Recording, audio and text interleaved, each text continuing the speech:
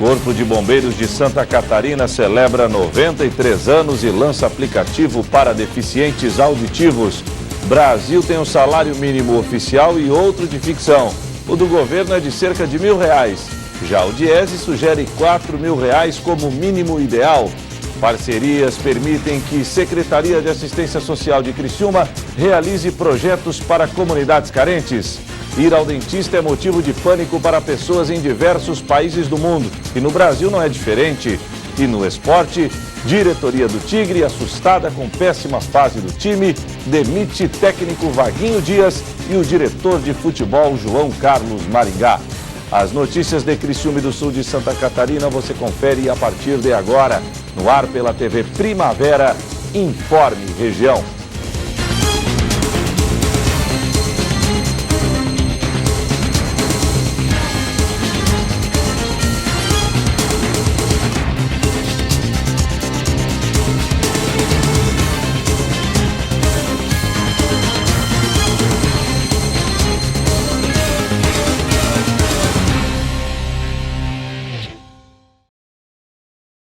Hoje, quinta-feira, dia 26 de setembro de 2019. Para você que sintoniza a tela da TV Primavera, uma boa noite. O Corpo de Bombeiros de Santa Catarina celebrou 93 anos. Para comemorar a data, a corporação, em parceria com o governo do estado, lançou um aplicativo para deficientes auditivos. Um dia de muita comemoração para os bombeiros catarinenses. O Corpo de Bombeiros Militar de Santa Catarina apresentou na manhã dessa quinta-feira um aplicativo inédito para atendimento de surdos. O lançamento oficial fez parte da solenidade de aniversário dos 93 anos do Corpo de Bombeiros. O Corpo Militar de Santa Catarina, uma instituição que há 93 anos presta um excelente serviço à sociedade, e isso é graças aos nossos bombeiros militares, bombeiros comunitários, que têm conhecimento necessário e comprometimento para levar esse serviço a toda a comunidade catarinense. A corporação é a primeira do país a ter uma ferramenta de acionamento de socorro para os surdos. Esse aplicativo SOS Surdo é uma solução que nós investimos porque vimos na sociedade um grupo que não estava incluso nesses atendimentos pelo Corpo de Bombeiros. Tem que ter sempre alguém junto deles quando eles precisavam de alguma coisa. E da forma que nós vamos fazer agora, nós possibilitamos que eles possam acionar a nossa guarnição e em tempo real eles terem a sua localização e mandar o socorro desejado. Na cerimônia, o governador destacou a importância do aplicativo SOS Surdo, que promove a acessibilidade. Esse processo de inclusão é muito importante para nós do governo. A gente sabe que o setor público tem muitas dificuldades de promover atos de inclusão.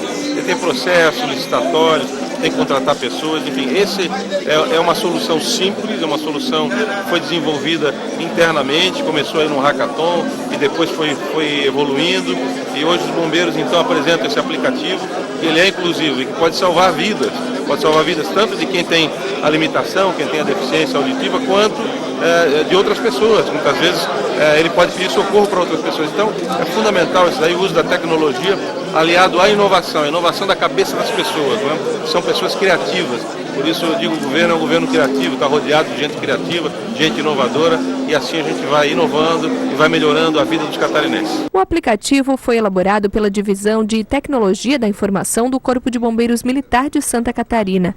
O processo de desenvolvimento começou em um hackathon, uma maratona de programação, em 2016. A solução, que apresenta as ocorrências em textos e vídeos na língua brasileira de sinais, permite aos surdos acionarem as equipes de plantão. O aplicativo possibilita, através da leitura no próprio aplicativo do que ela está precisando, como também na linguagem de Libras, porque muitos podem não conseguir ler, né? não aprenderam a ler, e através dos sinais de Libras, pela língua de sinais, eles conseguem também acionar o nosso COBOM. Então, quando ele aciona no aplicativo o que ele está precisando, lá no COBOM, na tela já acusa, porque é um cadastramento prévio também dessas pessoas.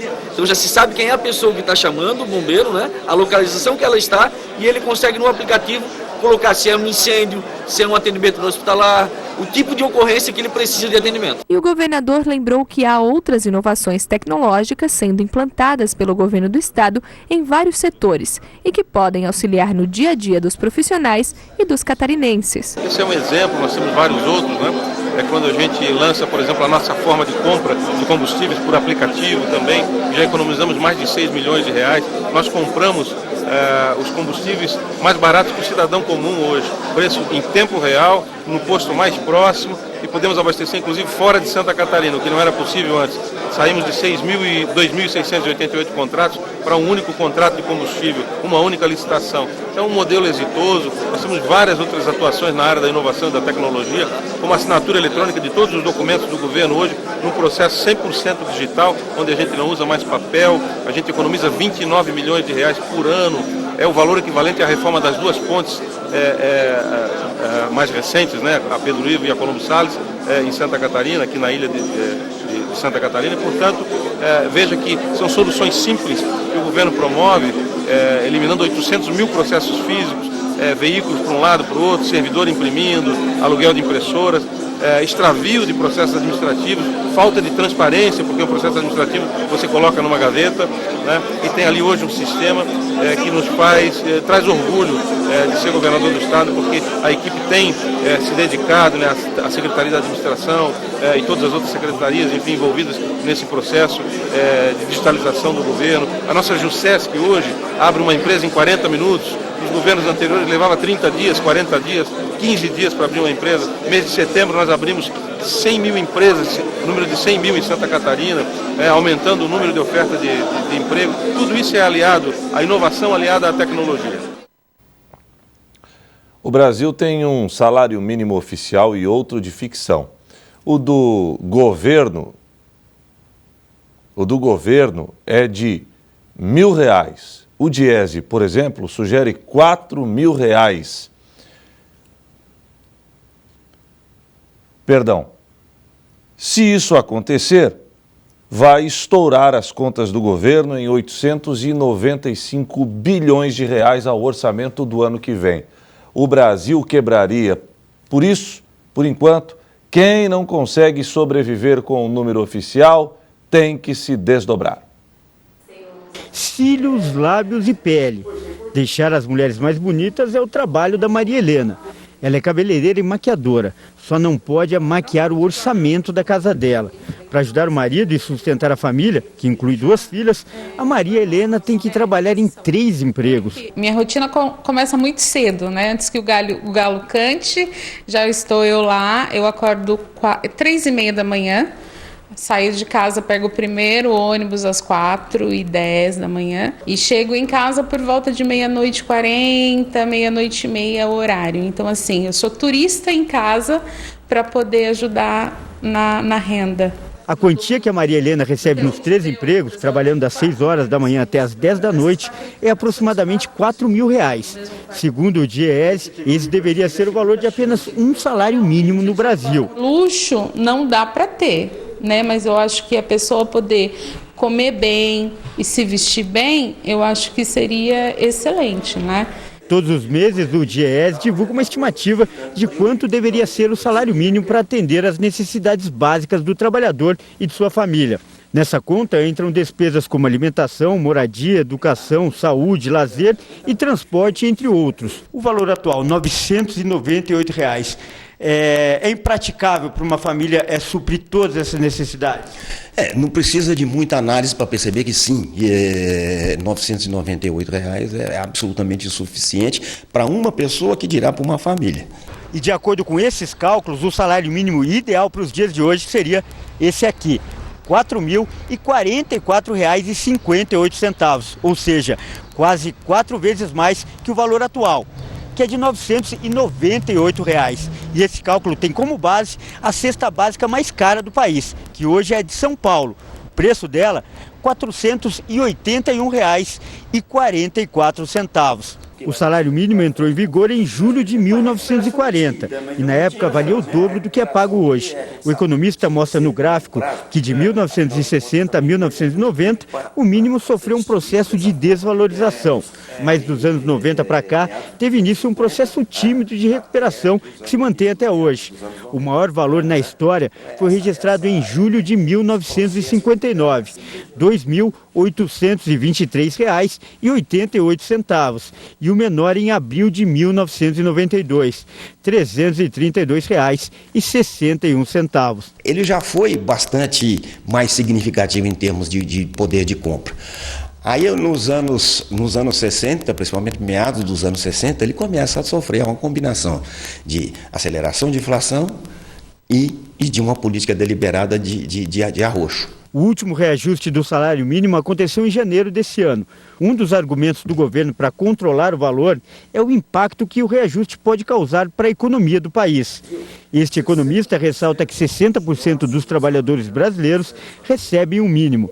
E na avaliação dele, um aumento só pode acontecer se a produtividade também aumentar. Se numa canetada nós dessemos um aumento para 4 mil ou 5 mil, e olha que o salário mínimo hoje é 998, eu diria que em 6 meses as consequências da inflação com esse aumento seriam de tal sorte que esse ganho, que parece real num primeiro momento, teria um poder de compra depois de 6 meses menor do que os 998, que é o salário mínimo hoje, que é baixo, eu não tenho dúvida que é baixo. O técnico do DIEESE afirma que a intenção da pesquisa não é que o salário mínimo aumente imediatamente para o valor calculado. Ele entende que a recuperação deve ser feita a longo prazo, mas ressalta que este número do DIEESE deve servir de meta para o governo. Mas esse número serve, sim, e é importante como uma referência a ser perseguida, ainda que seja perseguida por anos e anos e anos a fim, nunca se chega lá, mas temos que olhar para esse número como entendendo que é o número que deveria ser o valor de um rendimento que desse dignidade a um trabalhador e sua família.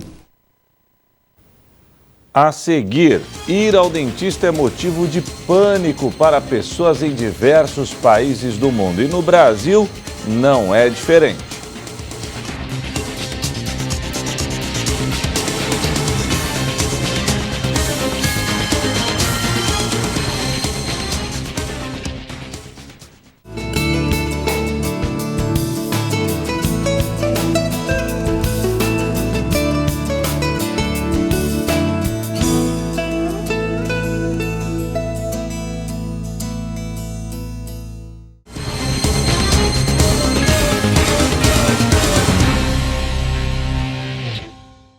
Duas parcerias irão permitir que a Secretaria de Assistência Social de Criciúma realize 2 projetos importantes. Com o Lions Club serão proporcionadas consultas oftalmológicas e distribuição de óculos. Com o Supermercado Angeloni será reeditada uma nova edição do Casamento Comunitário. A jornalista Débora Corrêa nos traz mais informações. Olá, Heber. Pois é, eu estou aqui na Secretaria de Assistência Social do município para falar sobre 2 projetos muito bacanas que foram feitos por meio de uma parceria público-privada. Vou conversar com Paulo César Bittencourt, secretário de Assistência Social, para contar para a gente. A primeira, uma que encerra aí as inscrições amanhã, essa questão do casamento coletivo, né?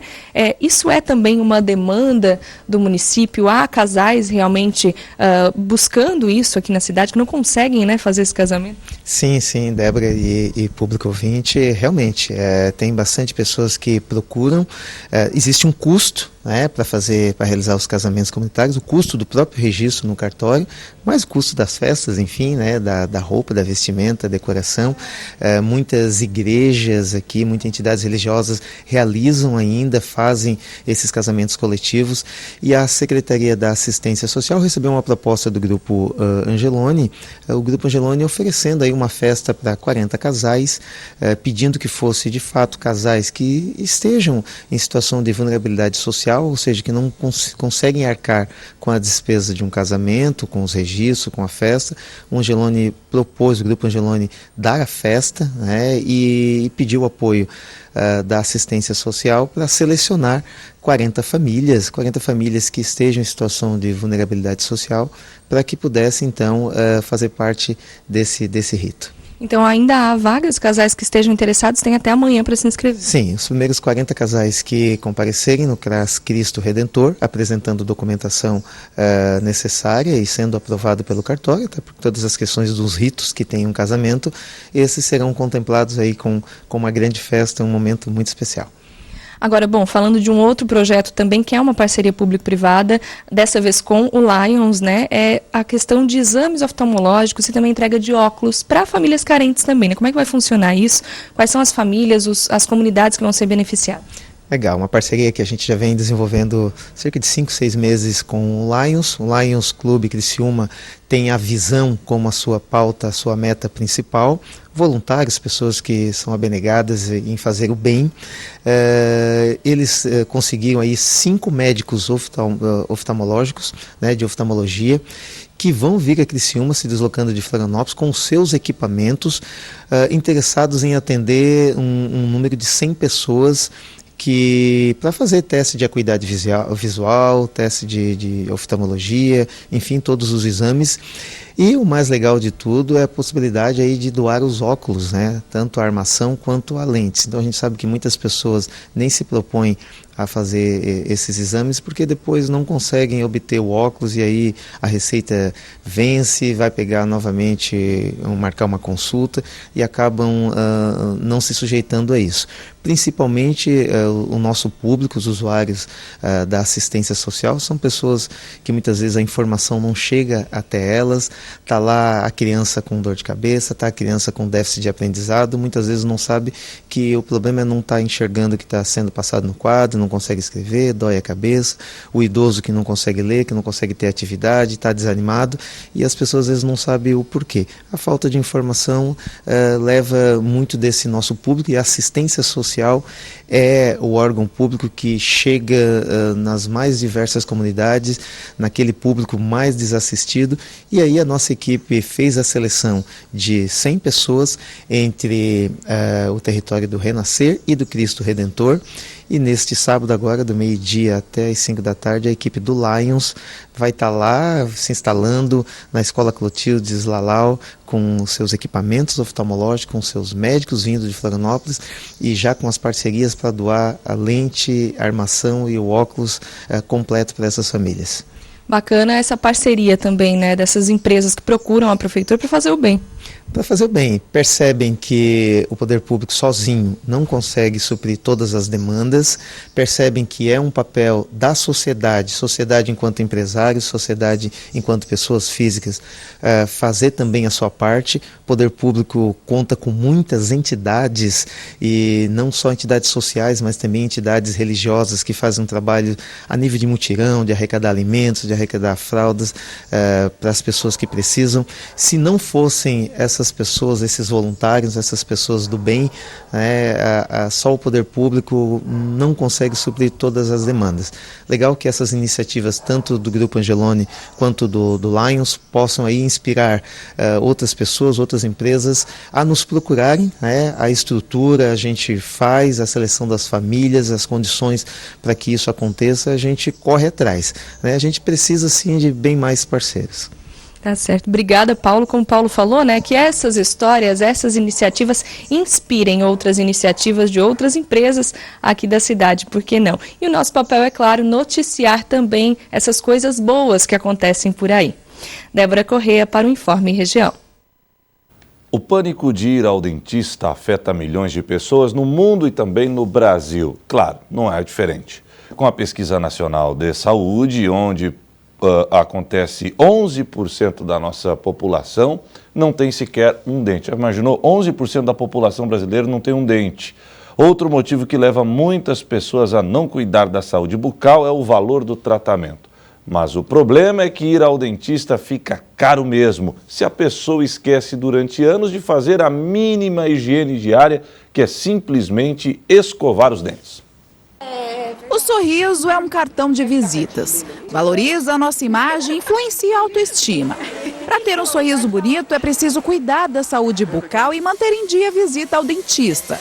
A Joelma não tinha esse hábito e aos 30 anos perdeu todos os dentes por causa da falta de cálcio. E eles falaram que depois que eu tive a última filha, né, que começou esse problema.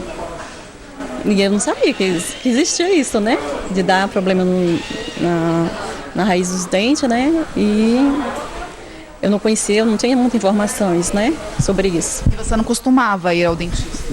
Não, nem sempre, né, e de vez em quando, né. A Além da falta de informação, muita gente deixa de ir ao dentista porque tem medo de deitar nessa cadeira ou porque não tem condições financeiras. Um tratamento dentário no Brasil pode custar muito caro. A Joelma gastou mais de R$60 mil com implantes. Até hoje paga o parcelamento, mas para ela valeu a pena. Não deixo mais de ir no dentista, né?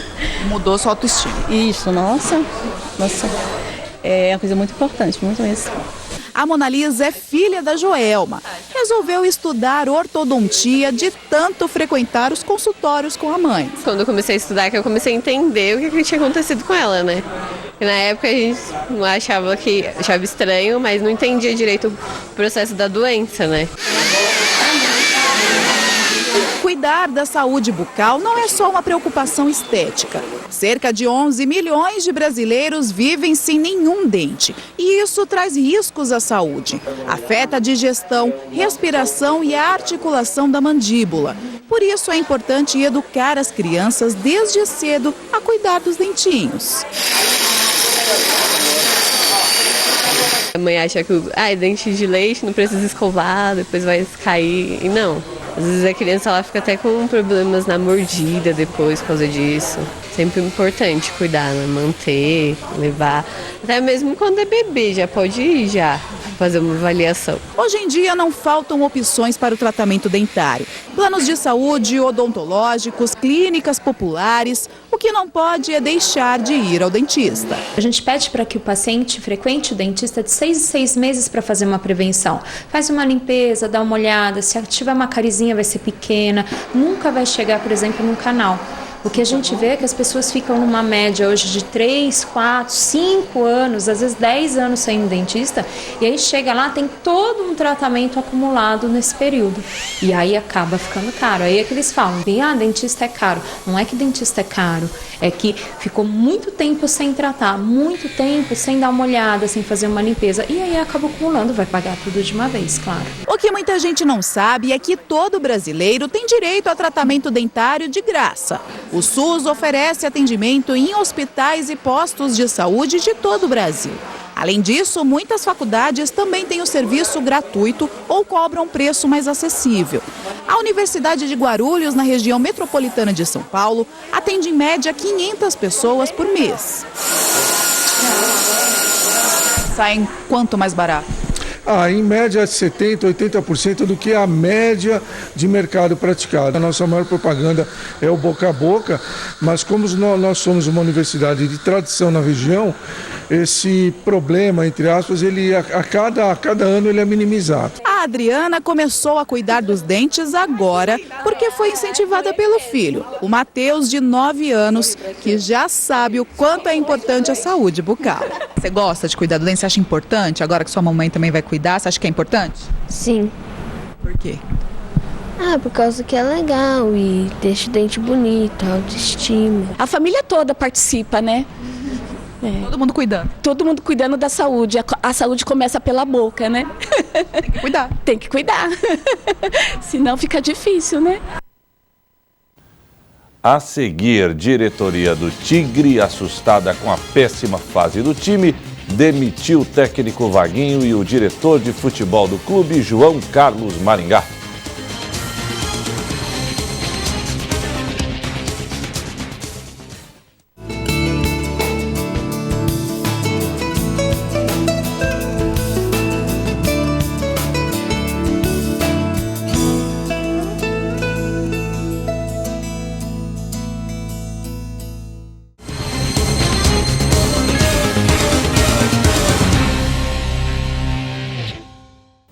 Agora vamos de esporte. O Criciúma continua aprontando das suas. Hoje a diretoria Carvoeira anunciou a demissão do técnico Vaguinho Dias e também do diretor de futebol do clube, João Carlos Maringá. O detalhe é que Vaguinho estava há um mês no comando da equipe. O substituto já foi confirmado. Roberto Cavalo foi o escolhido. Há exatamente um mês, o Criciúma anunciava a chegada do técnico Vaguinho Dias. Colocar, que o Vaguinho Dias, é a terceira vez que a gente conversa e essa deu certo, A gente tentou trazer ele quando estava no Marcílio já, O ano passado, né, conversamos também quando estava no Tubarão, houve alguma possibilidade, acabou não dando, então já é um namoro antigo, né? 5 jogos depois, Vaguinho foi dispensado, fruto da fraca campanha do time. Quando se troca uma comissão, uma direção técnica, se cria uma expectativa que tudo vai mudar. E muitas das vezes depende do dia a dia, dos atletas, do clube, da maneira que se encontra. E nesse breve período, pouco período que eu estive, menos de um mês, com 5 partidas, somente 2 aqui em casa, é lógico que eu não convivi e não aprendi com tudo que foi o Criciúma e como está. Acho que nós estávamos no início do trabalho, tinha muitas coisas ainda pela frente, mas o momento é somente de deixar aqui a palavra ao torcedor que confie. Não tem outra maneira, tem que apoiar. Essa é a maneira que vai poder dar uma tranquilidade maior aos atletas para ele possa render dentro de campo. O agora ex-comandante do Tigre assumiu a equipe com 21 pontos e na 14ª posição. Após 2 empates e 3 derrotas, o tricolor despencou para a zona do rebaixamento e acendeu de vez o sinal de alerta. Foi um prazer ter trabalhado no Criciúma, me sinto agradecido e eu agradeço a Deus pela oportunidade. Um abraço a todos. Junto com o Vaguinho, o diretor de futebol do clube também foi desligado. Maringá chegou ainda em meio ao campeonato estadual e foi o responsável pela montagem do time atual. Eu fui contratado pelo Criciúma para mudar uma história de um clube que não vence há muito tempo. E infelizmente os resultados não foram positivos. Nós tivemos muito trabalho nesse período, tivemos apoio da presidência para fazermos um time. É claro que um time misturado com outro time que estava aí, então a época que eu cheguei era uma época no meio de um campeonato, um dirigente chegar não é fácil. Saio com a consciência tranquila por ter feito o meu máximo, só que esse máximo não foi suficiente para tirar o Criciúma da situação que ele se encontrava. A assessoria de imprensa do clube confirmou que Roberto Cavalo vai assumir o comando técnico do time. Esta será a 3ª passagem do treinador pelo clube. Vanderlei Mior, campeão da Copa do Brasil e maior artilheiro da história do Criciúma, será o assessor especial de futebol. A apresentação da dupla deverá ocorrer nesta sexta-feira. Enquanto isso, Wilson treinou o time de forma interina. E o Informe Região desta quinta-feira fica por aqui. Para você, uma boa noite e até amanhã, se Deus assim permitir.